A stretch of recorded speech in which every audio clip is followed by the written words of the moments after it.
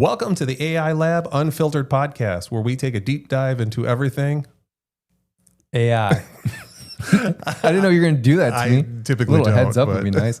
I am Drew Veach from BizStream and joined by Pete Terryn from New Wave. Thanks for having me. We are in the studio. We're in Studio Jefferson today. We are every time we shoot the podcast. It's in Grand Rapids. It's a beautiful studio. And we are powered by ThinkTank Thought Leadership. They handle all of our production. They handle all of our editing. They handle all of our social. They handle all of the direction of this. We've got hella producers on this that really help shape this and help build what it is. If you're looking to do a podcast, even if you're just thinking about it, I always say, just talk to them. Just reach out to them. Hit them up on LinkedIn, hit them up on the website, talk to them, just get an idea of what it takes to do this and what it takes to do it right, to make it look professional. And like I said before, if you want to be cool, have a podcast. And if you're going to do a podcast, do it with these guys. Absolutely. We got a really cool show today. We're going to talk about crafting an AI strategy for business. AI strategy is something that we talk about a lot because it's the core of everything that you're doing. And today we have Mr. Chad Paulman, from a CEO and co-founder of New Wave Technology Partners. You may be familiar with that name. Full disclosure, Chad signs my checks. So if you hear me kissing his ass for the next hour, that's why. So feel free to drop comments and sell Pete out to his boss.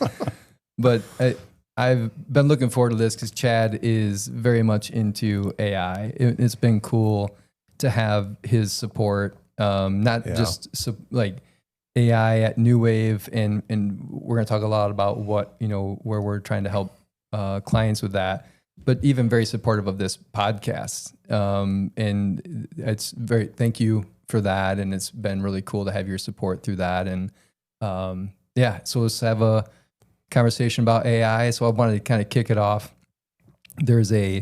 Just within the last, so we're recording this on August 21st.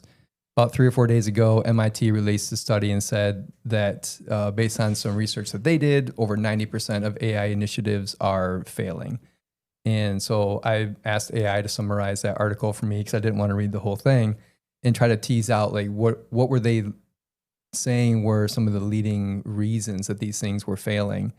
And to generalize it, strategy was a really big component of that. So it's very timely that, because we came into this talk knowing we were going to talk about AI strategy, and then this report came out and is supporting that. So I'm excited to talk about this.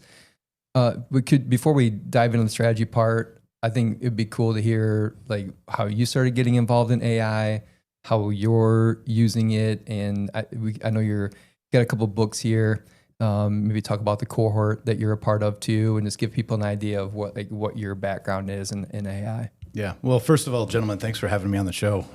Pete does lead the AI initiatives at New Wave. Your license plate, everybody knows that, right, Pete? Yeah. Do you want them to know that? No. It is a vanity plate that has AI in it, and we'll leave it at that. It might end in love. So yeah, a little background on myself. I started New Wave Technology Partners 20 years ago. It was my brother, Kyle, and my dad, Rick. The three of us started the company. And it's interesting, technology in business transforms every few years. You see the new thing coming, and I've had the opportunity of seeing this happen several times now. Kyle, my brother and business partner, my dad retired about 10 years ago, but Kyle, my brother. So I don't know. Kyle actually signs the paycheck. I think he does actually sign it. So you don't have to, well, you can say whatever you want. All right, good. But Kyle and my dad and I, we've went through many iterations of the business. If I think back to when we were first started in the business, it was all about telecommunications and video and communications. And we just take all of that for granted today, right? So you think about the transformations, or Kyle calls it having to keep reinventing ourselves. And one of the things I really love doing is just always looking around the corner and trying to see if I can predict what is coming. And a few years ago, I think, Pete, you and I, maybe a similar time, you went all in, but we started seeing that AI, it was really when ChatGPT went mainstream, right? If you talk to anybody that's been in AI for years, they'll say it's not new. It's been around for decades, of course. But I would say the general public, when they hear AI, thinks this is brand new thing that just started. Yeah. And so our the question about, where did we kind of jump into AI and where are we at today, was that I saw that AI was going to transform our business again, and that we needed to be at the forefront of that. Or as you said a couple of years ago, Pete, you said AI isn't going to replace you, but the companies that embrace AI are going to either put you out of business or replace you. And I think that really stuck when you said that. And I thought, Pete's right on. We need to really be at the forefront of this. I don't know if I answered your question. Well, I think you're talking about transforming the business is a big part of AI, because that's where a lot of people are today. We talk way more about AI than a lot of the people that we know that are in business. I mean, you're a networking guru. I call you hyper connected when I describe you. So you're talking to people all the time. And I know that whenever you're talking to people, you're talking about AI. Yeah. Because that's all we talk about too. I think your question was, as far as the different groups I'm in and where did I really start seeing things happen? I remember a meeting that I was in about a year ago, and I had a lady who I just have a ton of respect for. She's an amazing business person. I won't name her name because of what I'm going to say she said. Is she leaned over to me and she said, I don't even know how to get started with ChatGPT. Mm-hmm. And she said, why would you even use ChatGPT? And that really struck me, because I thought, wow, this is a person running a great business, and she's asking that question about, why do I need it? What will I do with it? And I just said, let me give you one example. I said, do you write job descriptions? And she said, yeah, actually I have a job posting that I have to put out this week. And I said, okay, tell me what it is. She told me, and I helped her with a prompt to write a job description. And it was that light bulb moment where she just went, oh my gosh. Yep. She said, that would take me hours to iterate on that. And then I would say a big change happened for me when I was in Fort Worth last year for the Entrepreneur Organization. And this guy, I did bring his book just to plug him, because he's made a big impact on me, is Jeff Woods. He's got this AI-driven leader. And it was the idea that the leadership of the organization, if they don't embrace AI, they don't get behind it, they don't have the strategy, and if the leadership isn't the one pushing AI, it's not going to be successful. And that Jeff talked a lot about that in that presentation that he gave when I was there last fall. And they had the opportunity of meeting Jeff that evening at dinner, and he asked me to join it's called the AI Collective, a new cohort he's putting together, and he launched that in January. And I've had the opportunity of being a part of that, and I've met so many fascinating. In fact, sometimes I have imposter syndrome sitting in these rooms with these people that are just like, holy crap, the things they're doing. And building. I remember the first person talking about having AI agents on their org chart, and I just like, oh my gosh, right? So. And also, I even go back before that, Ethan King, he's another book I brought is just the ChatGPT to double your business in 90 days. It was all about this idea that if we're going to be business leaders and we say we want to do AI, let's start using AI. Let's find ways, even kind of that crawl, walk, run. Let's start using it in our business, looking for opportunities. And I know we're going to spend time talking about strategy today, right? But it's that idea that, okay, let's have a plan too. And I think of the people, no shortage of examples of people I've spoken to who have said, I tried Copilot or I tried ChatGPT and it didn't do what I wanted to. So I don't think that stuff actually really works. And Pete, you and I have heard people say that. So yeah, I was sharing in a previous recording this morning that there's a client who I was talking to about AI, and I had mentioned, hey, we could help you with your AI strategy. We've got this, half-day strategy thing that we can do. And the response was, yeah, I just don't think we're ready yet. Yeah.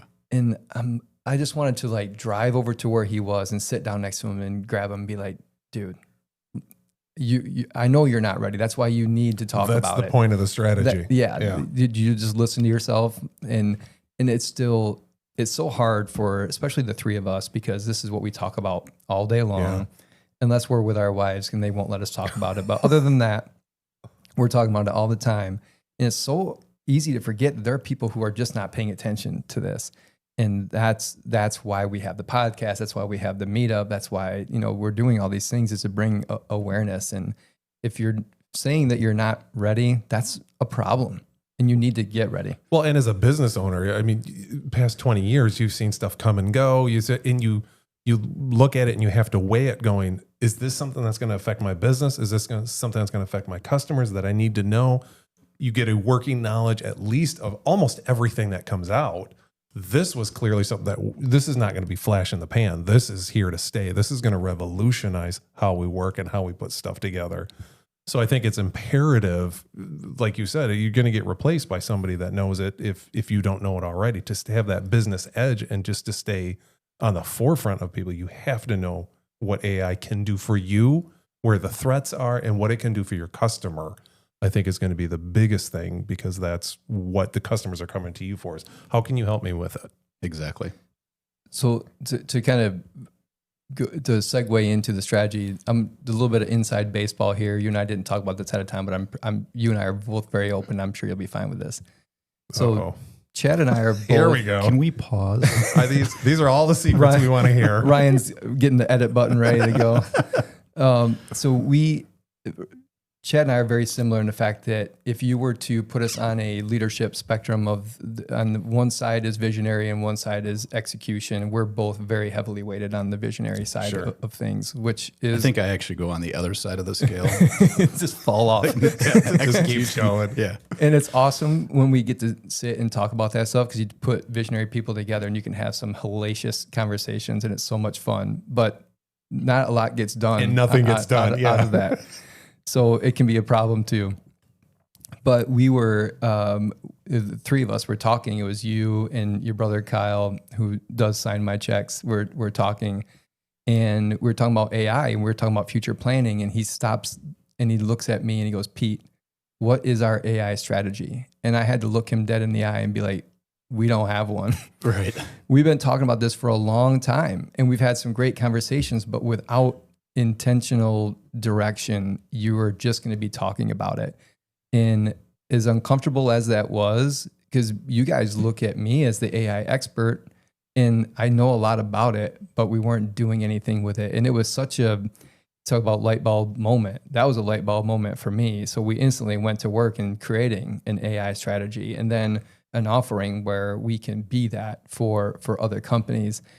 And so I think I want to take a little bit of time here and go through some of the things that we had talked about in this, our audience here being business owners or, leaders that want to, take a step forward with AI, and talk about things that in sitting down and being very intentional, bringing things up that people probably aren't thinking about when they're thinking about implementing AI. Because right now it's like agents, I need agents. Yeah, you probably do. But what's your plan for agents? What's your plan for, well, I guess I'll just kind of start. So there are some foundational levels. And, when you think about, and I'd love to get your perspective on this too, because for you in the seat of the CEO, that AI is going to be effective and it can help us, but you don't know how effective. So one of the things that we need to do in the beginning is you start like measuring what are the measures that you want to impact? Is it revenue? Is it margin? Is it the number of clients that you're seeing, or you want to reduce the amount of time that's being spent on whatever? And so where do you see that from your CEO seat? Like, how important is like getting that baseline? I think that's crucial to be able to measure the effectiveness of anything, right? So if we're going to roll out AI, what's the effectiveness of or the impact that AI had on the business? Well, if we don't know the starting point, we won't be able to measure the success. I'm going to take a step even before that, though, Pete. You and I have talked a lot about being in the business of managed IT. We're responsible for the networks of our clients. And one of those things that the thing that I think about all day long is security. Mm-hmm. And I don't think that's spoken about enough, is that, and the classic example that gets used a lot is that if you open up Copilot, for example, to a network that does not have proper security in place, you can ask questions that maybe you don't want answered by certain individuals. And the example that often gets used is, how much does Pete pay himself? I used you instead of me, Pete. But if your team were to ask that question, and maybe you don't want everybody to know that question, but there's this concept of security through obscurity that has been used, unfortunately, is where instead of having proper security in place of information and network segmentation, if not properly set up, then your agent in this case can have access to everything, and maybe that individual perhaps had access to that information and didn't even know it. And so starting to think about Another example that came up in a workshop we did with a client recently was that they were asking questions about the data on their network, and the information that came back was over 10 years old.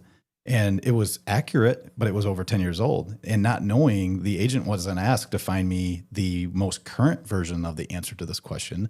Just like everything, HR policies, and you think about all of the things that, especially older companies, all of the things in their network, it's like digital hoarding. We never get rid of it. Yeah. Yeah. And so if I ask a question and I'm not specific enough to say, hey, I need the HR policy from the most current HR policy, it's going to give me whatever it finds without direction. So I think this is a lot of the conversation we have around strategy is first and foremost, I'm going to say security. And then we start talking about, okay, do I want to just say, avoid everything that's 10 years. I think that was the case in that particular client. Was like, just avoid everything that's 10 years old or older. So starting to think about things that probably the companies probably have never even thought about if they're going to start deploying Copilot or any kind of that crawl, walk, run, if they're going to start deploying AI in their network. If you think about, because nearly all our clients are Microsoft clients, so they're going to have SharePoint where they throw files and things like that. So thing to keep in mind when you're talking about AI and security is if you're using Copilot through Microsoft, it has access to every file that you have as a person have access to. Mm-hmm. And if you think about that, if all the files are open, or if you're not paying attention to who has access to what folders, well, now those people's AIs also have access to those folders.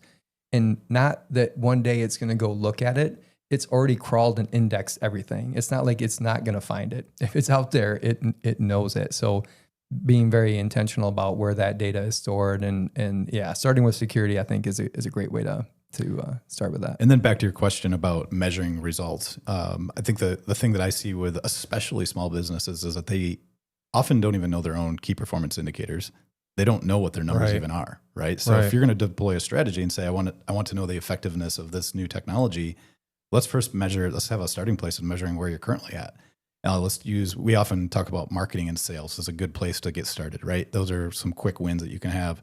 Okay, well, what's your effectiveness of your current tech stack or whatever you're using, your strategy that you're using? Let's measure that, and then let's start doing some projects and saying, let's measure the effectiveness of maybe outbound lead generation or inbound lead generation, or you take any of those little micro things that we're doing that most businesses do. Let's measure where we're at right now, and then how did AI have an impact on that? And the thing I love about Kyle, my brother, is that Pete says that we're kind of the AI guys, and in a lot of conversations with Kyle, it's not that he's not an AI guy. Kyle's like he's like show me the results, and let's not talk about all of these possibilities and could be things. And I think that you'll find he's the integrator in our company. And I think that he's the data guy. Show me the data. Show me why this is actually working. And I think that's perfect, that you need somebody asking those questions to say, okay, we're deploying AI on the network. How effective is it? Well, let's have a starting point and then measure it. Well, and I've said that 100 times. Don't worry about the AI. That's the tool in the toolkit. And there's a lot of different tools in there.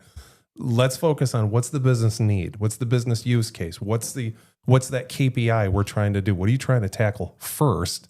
We'll get to the AI, and it might be AI, it might not be AI that solves that issue, but identifying that baseline, like you said, and it's great to know you need to know your numbers in the beginning. If we're going to measure success at the end for anything, AI or not, we need to know what the success is right now. Like, what is that nugget, that number you're at, that baseline to say, did we go higher or lower in the end? Yeah, there's a author, Vern Harnish, that wrote a book called Scaling Up. Yep. And I had the opportunity to hear Vern speak last week, and one of the takeaways, he was just really big on data, making data-driven decisions, right? Yeah. In lieu of a data-driven decision, you're having a guess-a-thon.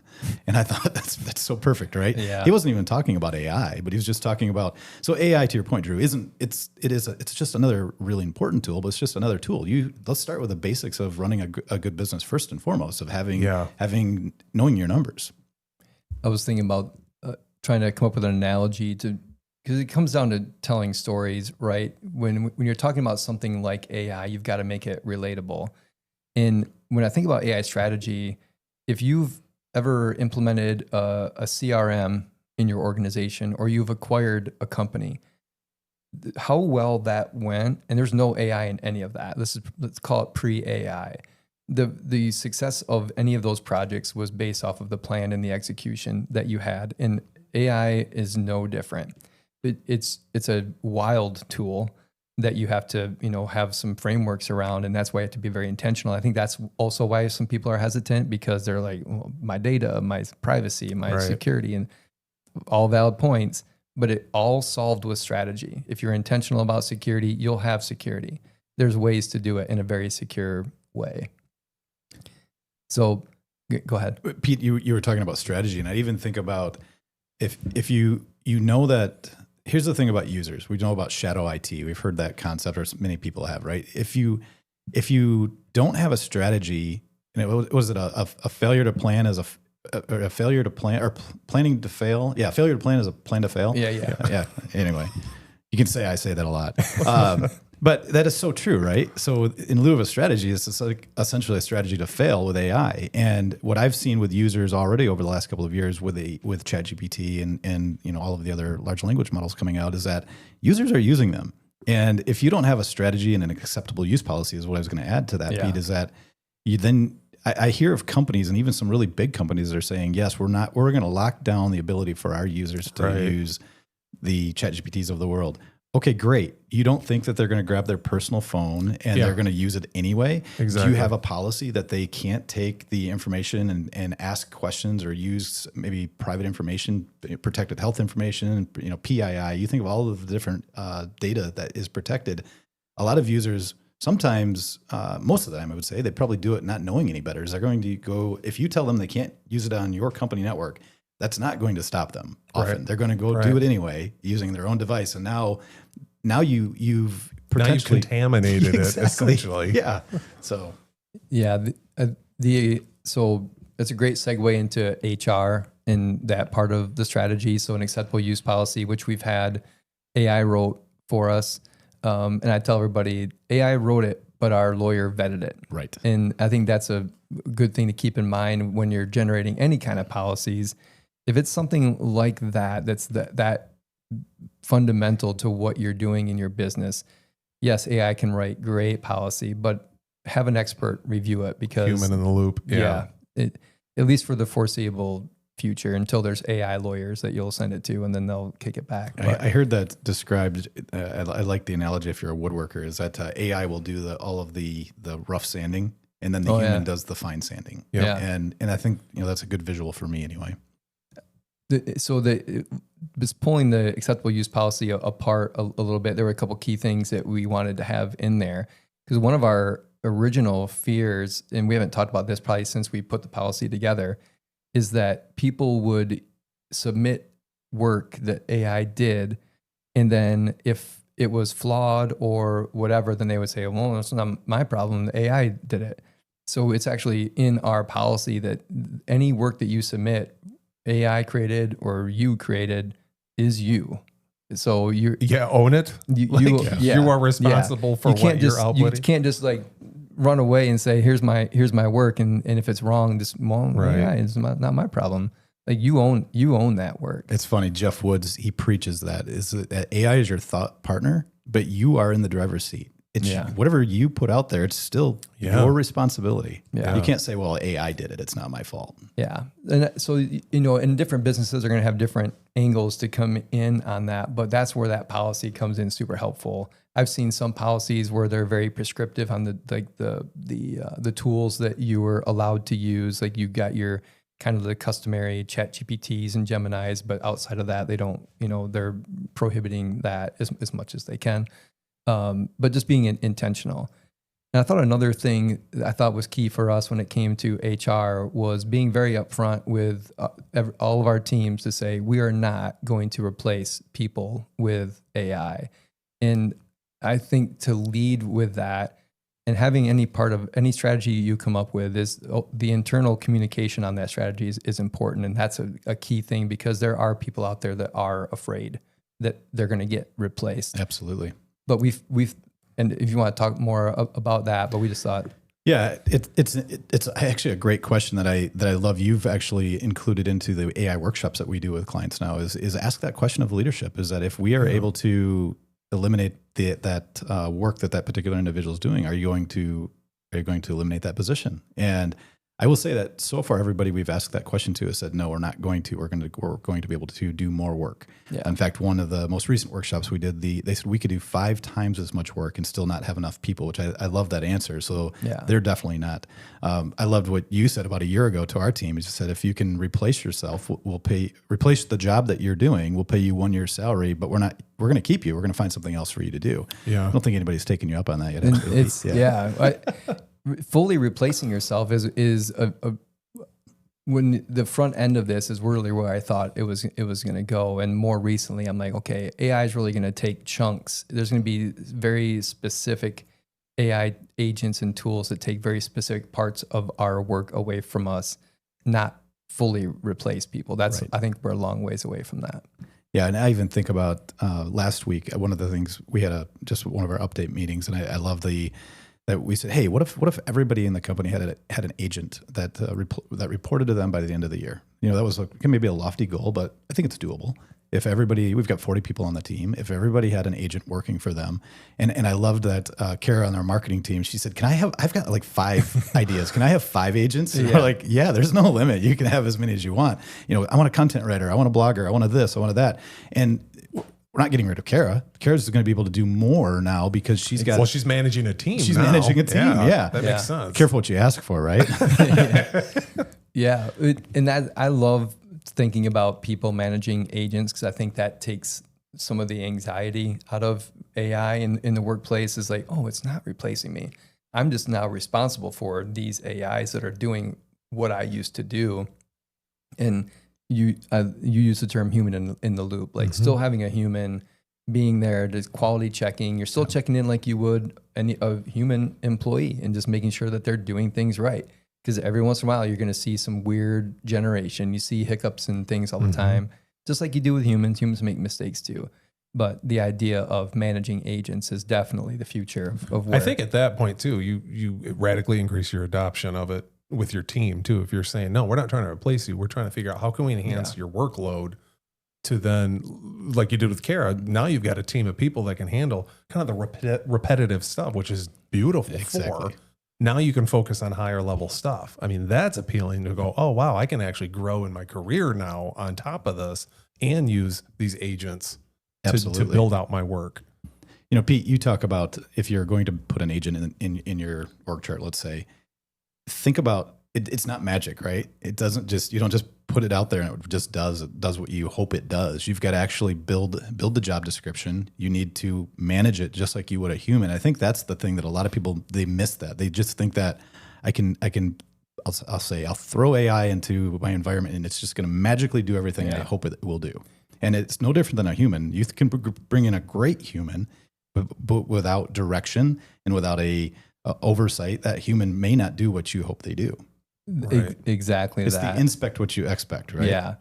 And setting expectations up front and then inspecting what you expect, because just like a human, to your point, you could have the smartest person in that role come in, but if you don't say, this is what I need out of you, which is the same thing you do with an agent, the good news is that the agent doesn't forget where that person might. And if you invest all this time into this person and then they leave, all of that knowledge leaves with them. Yeah. So those parts of their work that are agentic are always agentic, and that agent doesn't leave, although maybe they become sentient and they quit. I don't know. Maybe that's a weird future we haven't talked about, but yeah, I think the idea of, and that's all strategic too, is when you decide that there's a part of a workflow that you want to plug an agent into, you have to measure the before, you have to do spot checks and measure after, you have to have very clear expectations for that agent so that you know exactly what it's going to do and it knows what to do. Pete, I'm smiling because thinking about this show, I made a couple of notes, and one of the guys I follow on X is Greg Eisenberger. And to your point about hiring and firing agents, one of his predictions he put out last week is that AI agents are going to start hiring other AI agents without human approval. Your marketing agent will realize it needs design work and just hire a design agent, pay it, manage it, fire it if it sucks. Entire companies will run in the background while you sleep. I thought, oh, that's interesting. Wow. Holy cow. I had not thought about that. That's really like cool. super agentic Yes. at that point. Yeah. Kind of what we were talking about with Devin just Yeah. before this Yeah. is, man, that's crazy. Well, another one of his predictions, I could spend the whole show just talking about his predictions. One of his predictions was professional certifications. Why do professional certifications exist?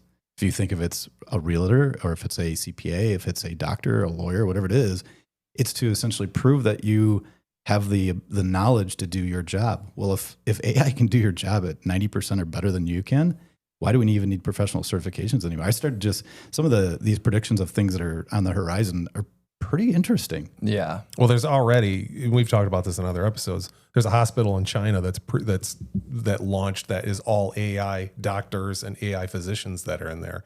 And it's got humans in the loop. Right. But the humans, I mean, it's like 5 people for like 1,000 doctors in this. And it's a pretty decent sized hospital. And they're trial running it to see, because the LLM that they're using, the models that they're using are so dead on with prediction, with prescribing next steps, with therapy and all that. It's just revolutionizing all of healthcare. We're not going to do it in the U.S. anytime soon because of the laws and regulations we have, but they're letting it rip, and it's showing that it's working tenfold. Well, the joys of having a benevolent dictator, right? Yeah. Exactly. So one thing we've been talking about is a lot of, I mean, obviously strategy is the focus, but part of the strategy and some of the things that we have rolled into our policies is the tool sets. Because it's one thing to say, okay, employees, you guys get to use AI. We're not going to replace your job. You're going to get them to adopt to it, going, oh, cool, I want to use it. Well, one thing we found out real quick is, what tools do we have? Right. Or am I going rogue? And a lot of people start going rogue in the beginning. This is a few years ago when we started doing it. We're like, oh, wait, hold on. Because those costs add up quick with all the different tool sets that you're using. I think it's important to have in your strategy of, here are the approved tools. Because like you said, you can't just lock it down and say nobody use anything. Well, they're still going to do it. Right. They're still going to do it on their phone. They're still going to go home, use it on their iPad. And now you're contaminating your data. And now you're running the risk of data leaking outside, some proprietary information. So we went through and said, okay, we've got Copilot. We've got a Teams Chat GPT subscription. We've got different programs that we can put in. And if you have another tool that you want to bring to the table, let's talk about it. Let's get a company subscription. Going back to that person leaves, all the knowledge goes with them. Mm-hmm. Well, at least we still have that knowledge contained in here. Drew, I think that's a really great point. And it is actually something we've been talking with our clients. Even internally, we talk about that, is that our marketing team needs tools that most of the other people in the company don't need. Yeah. So marketing ends up, interestingly, having a very different tool set. If it's image generation, if it's content writing, the tools that marketing is using, nobody else really needs those. But we've got approved tools. We've got the I think that's a great point about making sure you have a company version of the tool. Yeah. So if that person, I always like to say, if they win the lottery versus get hit by a bus, right? If that person leaves for whatever reason, that you're not losing all of that information that they've worked on over their period of employment there. And I hate to say this, but right now, we're a Microsoft shop, but right now we can't just use Copilot. Right. Copilot, I got to be careful how I say this, right? Because I don't want to have Microsoft, say we're no longer a Microsoft partner, but there are other tools. Mm-hmm. And Copilot does a lot, but it does this. There's still stuff outside of that still has to be. If you're pulling information from your internal network, Copilot, it's integrated, as you said, Pete. It's already crawled your network, so that tool works great for that. But I think that's an important point, that you have to look at all of the use cases throughout the organization and say, what do we need to do? What tool best fits the job? And then this is the tool that we're going to use. This is the one that's approved.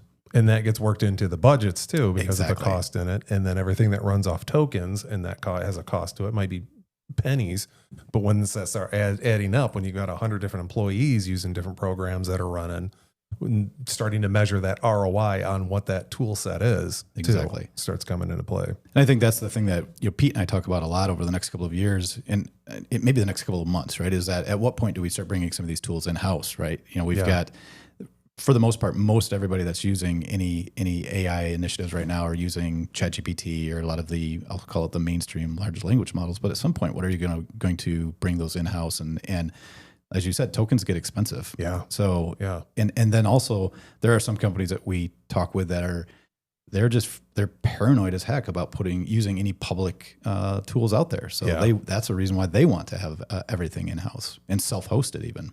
Yeah, we've worked with financial firms that did exactly that. They looked at it and said, "Oh my gosh, ChatGPT is so powerful.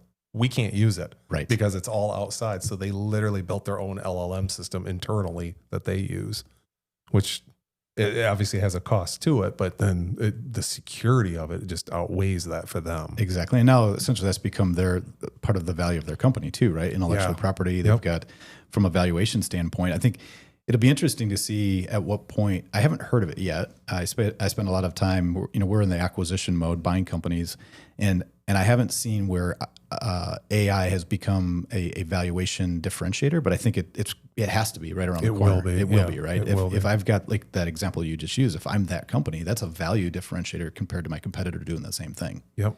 This just yesterday afternoon, I was having a conversation with a client. We were fine tuning their AI strategy document, and we were, I won't call it debating as much as we were just like kind of throwing the idea around of build versus buy when it comes to agentic items in your business, because there are going to be some tools like a ChatGPT that are more at that personal level of the business. Like everybody could have a ChatGPT or Microsoft Copilot or whatever. But then there are going to be more like specific tools for very specific uses, like you were saying, for marketing. Not everybody needs that tool. Just the marketing tool needs something that will auto post or do those things. Yes, those can be built internally if you have the right resources, and you can then control the privacy of that because you could host a local model and you can have a lot more control. But if you're not going to invest in having somebody that can code and do all those things for you, then you do have to go either have a third party build it for you or try to buy something off the shelf there. And that is, I don't think there's a right way. And you might do all three. You might build, you might buy, and you might have a third party build for you, but you have to know when that's appropriate. Don't you just vibe code that? Yeah, totally. Get it, to your point, 90% done, then somebody's got to come in and actually fix it. But that's an important part of the strategy too, is having an evaluation process. And that is part of the strategy document too, is how do you evaluate the use and how you move forward to, like, how do you bring AI to that problem and figuring that out? That's got to be part of your strategy too. So speaking of agentic work, executive sponsorship is a big deal. And again, with you being so connected and talking with different people, like what for you is all the people you talk to, how much of it is, and you're talking to a lot of C-suite people too. So how many of them are saying, I know about AI and I know I got to do something with it, versus we're actually starting to put boots on the ground and make some progress here? Yeah, that's nearly every single business owner or business leader I talk with. And it might be the sphere of people I spend time with, but I think about all around the country, whether it's the peers in the managed IT service space, or if it's business leaders in the various different organizations I'm in, almost every single one of them is saying, I know I need to be doing something with AI. I just don't know where to get started. Mm-hmm. And it's a little bit self-serving because of course we do AI strategy in workshops with clients, but I'd just say, whether it's us or somebody, find somebody to help you put a strategy together, put a plan together, and just get started.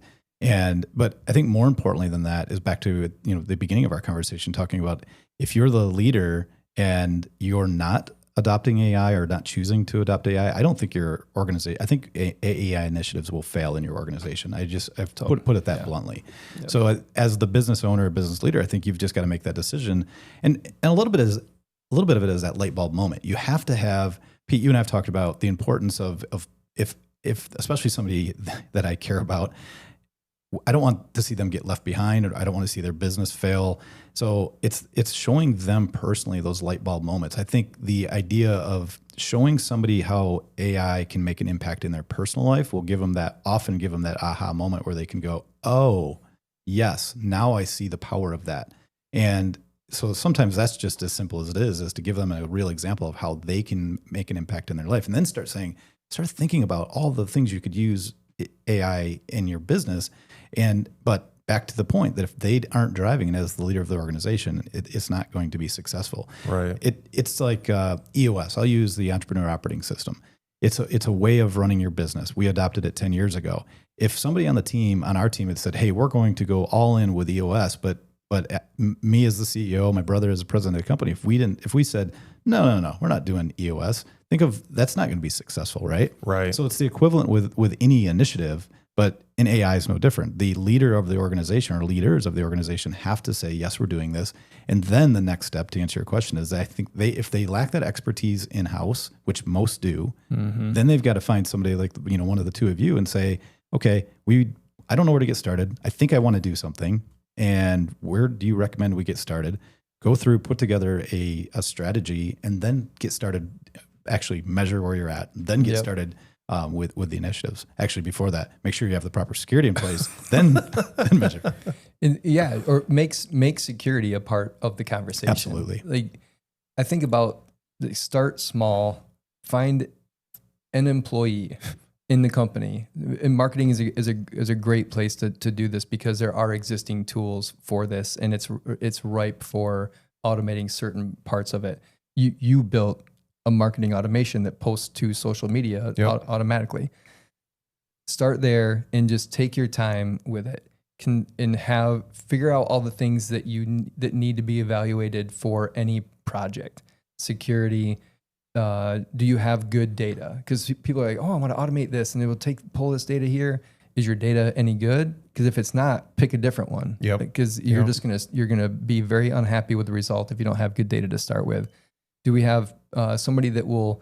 One client we talked to was like, yeah, I built a couple agents. They were super cool, and then it requires some updating because it was policy based, and a new policy would come out, and they'd have to upload that to the tool.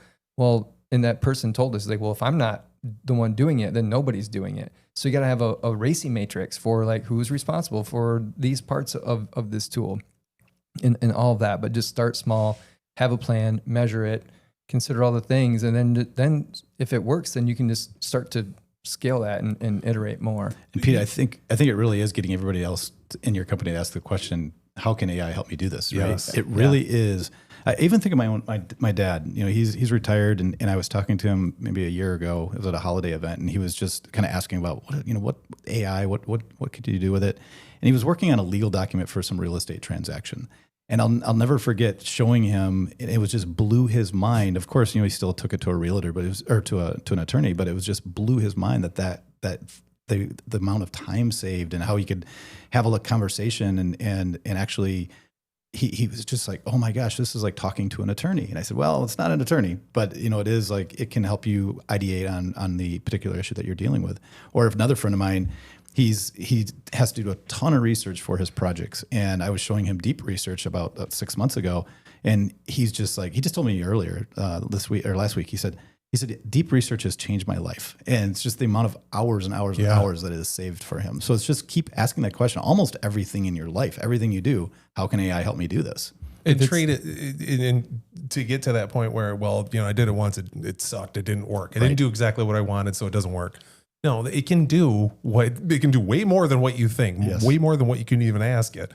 Ask it in different ways. Treat it like you were talking to a human person to go, do you understand this direction?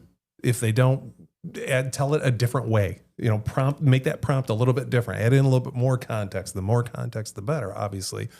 But I think people just give up so quickly on it. And going back to your point about the C-level, having the CEO not only just buy into it, and I've implemented EOS in other companies to where everybody from the VP level on down was all on board, but the CEO was like, yeah, you can do it if you want, but go ahead and do it. I'm just going to kind of do my thing over here. Still fails. Exactly. It still fails. Exactly. You need them to not only buy in, but to drive it and to radically support it. And they don't have to know how to do it. Again, you can have someone, you can have strategy people come in and help with that. You just need to have it where your C-level person is driving that down and saying, this is an initiative we have to do. Using EOS as an example, I keep using that because you think about people that self-implement EOS. Yeah. Almost every business that I know that's tried to self-implement EOS has failed. Yes. And it's getting that person that's the expert in implementing EOS. And I think AI is really no different, right? If you lack that expertise in-house, don't try to fake it until you make it. Find somebody that can help you with it and help you put the strategy and plan in place and start. Trying to learn it and teach it at the exact same time is not a plan. That is not part of the strategy. Exactly. Totally. We've been talking a lot about like kind of a top-down approach, executive sponsorship, policies, things like that.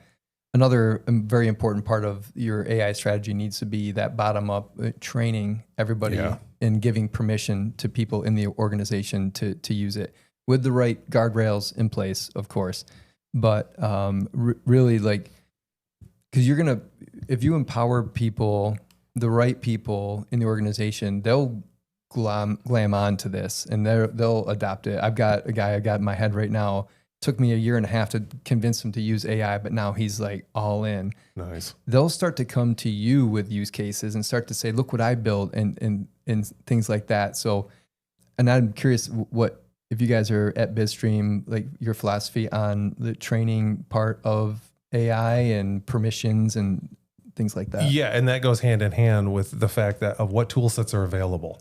And then, these are available. I mean, you got your chat GPTs. Most people can figure that one out, but still going through. And it's just like the whole reason why we started this podcast. You learn something. Every time you talk to somebody, you learn a different way of using something. You go, shit, I never thought of using it that way. Mm-hmm. That makes sense. That can help me over here. So now we've got a lot of crosstalk going on to where now we're all working on the same platforms and we're all looking at it going, oh, I built this in make.com. Oh, I built this, but I tweaked it by adding this piece in here that not only goes to social media, but then all of a sudden sends an email to me or is integrated with Slack to give me a report. And it's like, oh shit, I never thought of that. Can you help me with mine now? So now let me help you. Let me show you how I did mine. And we're all like interconnected, sharing what we're doing. And it just translates right down to clients too. If we can make this work for us and this is a good fit, well, shit, we just had a client ask about this. We can implement something like this for the client too.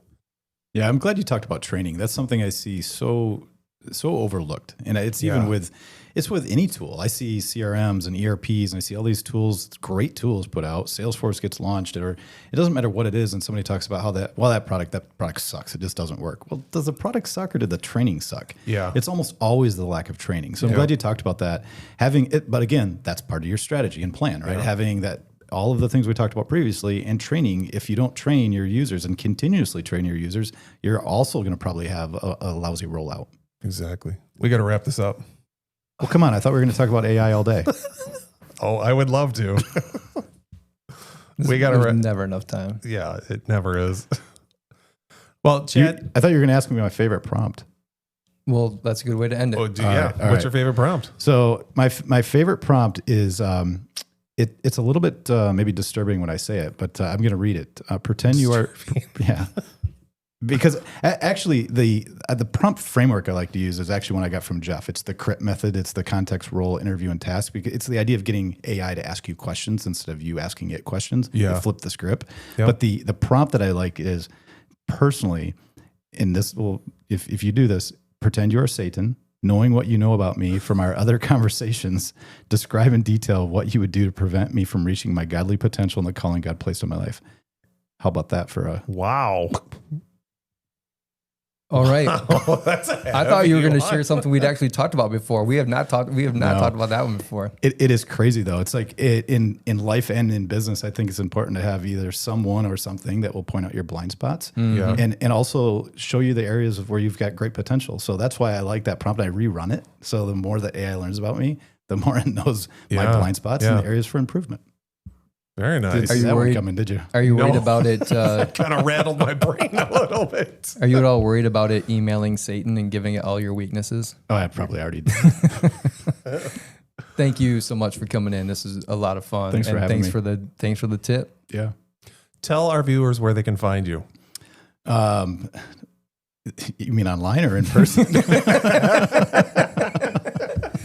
Where's your favorite bar? Where do you like to hang out? Well, fortunately or unfortunately, my last name is not Smith. It's Paalman. I think I'm the only Chad Pullman in the world. So it's Chad _Pullman on just about all the social medias.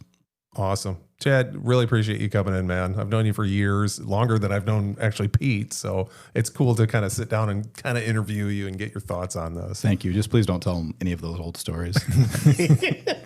I will post all that in the comments. Thanks, guys. If you like today's show, hit like and subscribe and give us some feedback. Post a comment down below. Thanks, everybody.